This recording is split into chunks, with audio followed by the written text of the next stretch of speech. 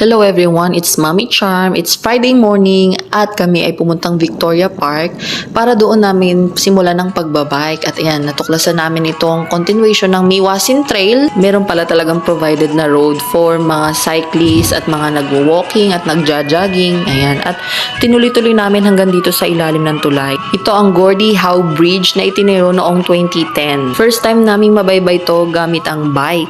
Hindi naman kami nabigo kasi napakaganda ng tanawin at dito muna kami nag-stop by. Yung natatanaw nyo nakatabi ng tulay na ito ay isang railway bridge. I'm not going there. I'm not going there. It's okay lang, oh. Go, kuya!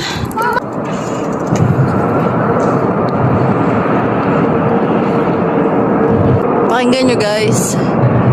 Yung mga nagdadaan ng sasakyan. May tulay sa ilalim ng tulay. Look at the sceneries.